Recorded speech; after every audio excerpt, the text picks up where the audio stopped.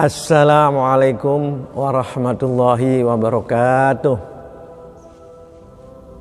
A'udzu billahi minasyaitonir rajim. Bismillahirrahmanirrahim. Alhamdulillahi ala kulli hal. Ahmaduhu subhanahu wa ashkuruh. Allahumma salli wa sallim ala sayyidina Muhammadin wa ala alihi wa sahbihi ajma'in, amma ba'd. Saudaraku, alhamdulillah kita masih diberi sisa umur oleh Allah Subhanahu wa taala. Berarti ini modal untuk selalu memperbaiki diri. Sebab orang yang baik bukan orang yang tidak punya dosa dan salah. Tapi orang yang baik adalah orang yang selalu memperbaiki diri. Karena al-insan makhluk khata' wa nisyan. Manusia tempatnya salah dan lupa. Kecuali Rasulullah dimaksum. Maka dari itu, renungkan semua ini ya. Sabda Rasulullah. Aish ma syi'ta fa innaka mayyitun. Hiduplah sekehendak kamu, tapi ingat tekanannya, sesungguhnya kamu bakal mati. Nah, karena kita ini bakal mati, maka hidup hati-hati. Kira-kira mati kita husnul khatimah. Ini ada beberapa cerita yang wafatnya husnul khatimah. Satu, Imam Hambali. Ketika beliau sakit keras, tidak pernah mengeluh, sabar, ikhlas. Begitu mau wafat, memanggil anak-anaknya. Nah, wudukan. Ingin diwudukan oleh anak-anaknya itu. Setelah diwudukan dengan sempurna, Imam Hambali wafat dengan husnul khatimah. Indah bertemu dengan Rabbnya, dengan Allah Subhanahu wa taala. Imam Hanafi wafat di dalam penjara. Ketika itu Khalifah Al-Mansur meminta untuk menjadi hakim. Imam Hanafi tidak mau, maka dipenjarakan Imam Hanafi. Wafat di penjara sedang sujud dalam sholat subuh. Indah sekali itu. Dan cerita yang paling indah sekali ini ada dalam kitab Riyadhus Shalihin, bab tobat. Renungkan semua ini. Ada seseorang yang sudah membunuh 99 orang. Dia datang kepada seorang alim, rohib. Dia bicara, saya sudah membunuh 99 orang. Apakah dosa saya diampuni? Kata rohib tadi, tidak, apakah diampuni? Dibunuh lagi rahib itu, genap 100 orang. Akhirnya datang lagi kepada yang lebih alim. Dia datang dan menanyakan, apakah dosa saya diampuni? Saya telah membunuh 100 orang. Ada orang lebih alim tadi, saudaraku, pintu tobat selalu terbuka, tidak pernah tertutup kapanpun juga. Tapi Anda harus pergi dari daerah sini, karena di sini daerah hitam penuh maksiat. Datangi daerah itu, di sana banyak orang soleh. Akhirnya apa? Dengan semangat pengen bertobat, nawaitu bismillah, dia berangkat menuju daerah yang ditunjukkan oleh seorang yang alim itu. Pas di tengah perjalanan wafat, belum sempat sampai ke tempat yang dituju. Dosanya diampuni oleh Allah dan termasuk ahli surga. Maka dari itu saudaraku, dengan cerita ini bukan berarti kita bertobat harus membunuh dulu, bukan. Artinya berapapun dosa yang pernah kita lakukan, jangan putus asa, apalagi bunuh diri. Bertobat pada Allah, pintu tobat selalu terbuka. Yang kedua, pergi kemanapun harus niat yang baik. Itu yang kita ambil. Sebab apa? Semua akan mati menghadap Allah. Siapapun akan mati menghadap Allah. Orang yang sakti akan mati. Orang yang sombong akan mati. Orang yang takabur pun akan mati. Ada syairan yang indah ini, yang boleh kita selalu dibaca dalam rumah tangga supaya mengingatkan, atau dengan teman-teman. Ingat ini ya, indah sekali. Orang sakti bakalnya mati, orang sombong bakal digotong, orang takabur bakal dikubur, orang jeger bakal kelenger, habis mati semua. Orang lemu bakal diimbu, orang lemu itu orang gemuk bakal diimbu di tanah. Orang gering bakal digiring, tuh, orang kurus kering tuh bakal digiring, mati sih.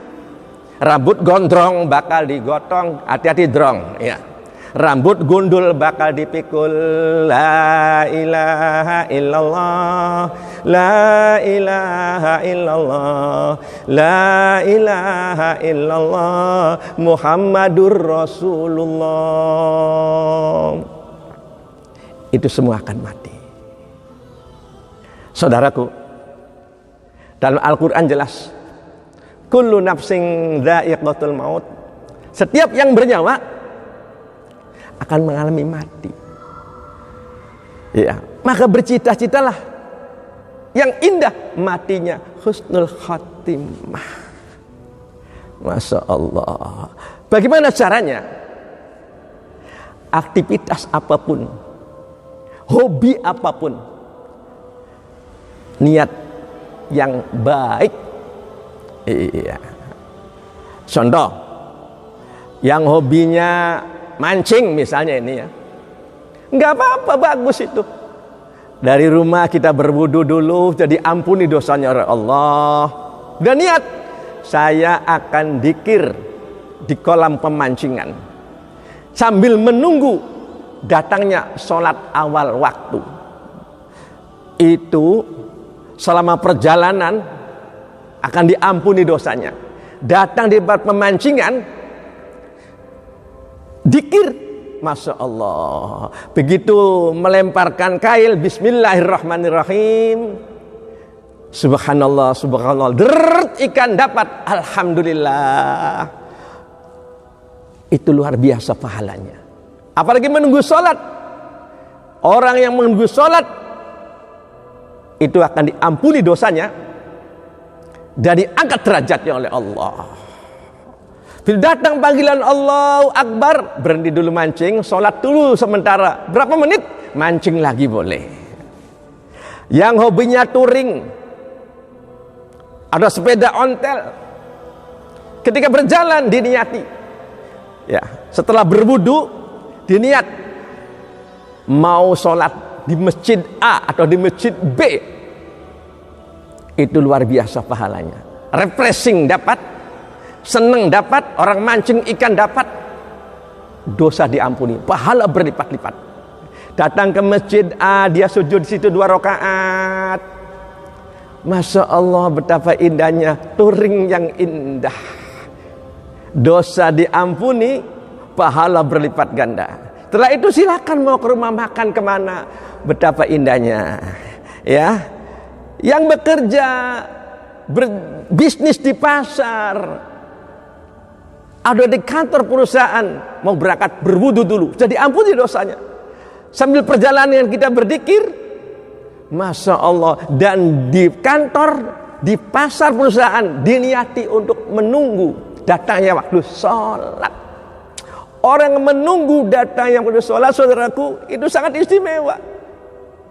Selama dia bekerja, dia berbisnis atau tempat-tempat yang lain, dianggap sedang ibadah kepada Allah. Masya Allah, betapa indahnya, saudaraku. Aktivitas apa saja, yuk kita menuju surga bersama-sama. Ya, jadi walaupun kita bertemu di masjid ini ya, kita bersama-sama, ayo untuk saling mendoakan. Kemanapun niat yang baik, tata hati kita. Jangan ada niat-niat yang kotor, niat yang busuk, niat yang jelek. Jangan. Kemanapun kita pergi, niat yang bagus. Insya Allah kalau niatnya bagus, baru niat saja dapat pahala 1. Masya Allah. Apalagi kalau dikerjakan, dilipat gandakan 10 sampai berlipat-lipat ratusan kali. Maka sama-sama saat ini, ya, sisa umur kita ini tidak tahu. Kita yuk mohon kepada Allah bersama-sama ya. Ya, bersama-sama. Karena apa? Kata seorang ulama, Yahya bin Mu'ad Ar-Raji, inna mahraj jannati tarkud dunya.